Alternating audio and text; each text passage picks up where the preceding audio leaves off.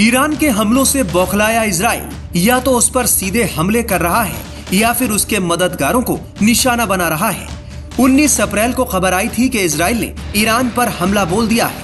Isfahan शहर में धमाके की आवाजें सुनाई दी थी।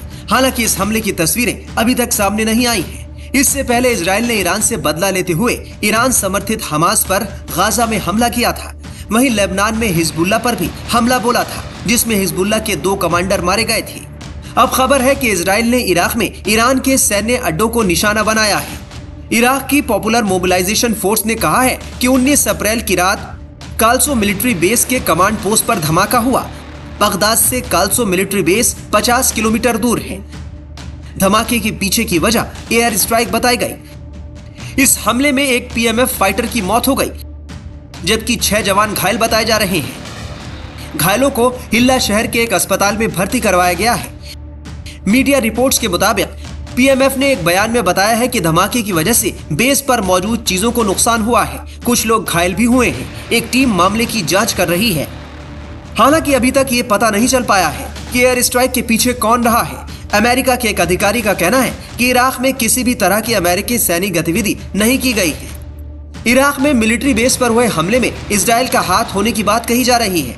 ईरान इराक के काफी करीब है। ऊपर से पीएमएफ की भी ईरानी सेना संग नजदीकियां हैं, जो इस बात की ओर इशारा कर रही हैं कि कहीं इजराइल ने संदेश देने के लिए ये अटैक तो नहीं किया।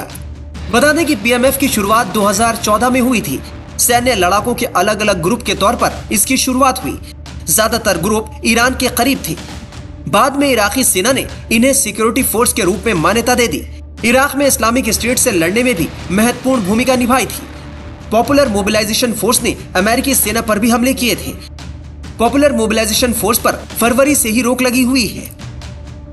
बता दें कि 1 अप्रैल को इजराइल ने सीरिया में मौजूद ईरान के वाणिज्य दूतावास पर एयर स्ट्राइक की थी। इस हमले में ईरान के 2 टॉप कमांडरों समेत 13 लोगों की मौत हो गई थी।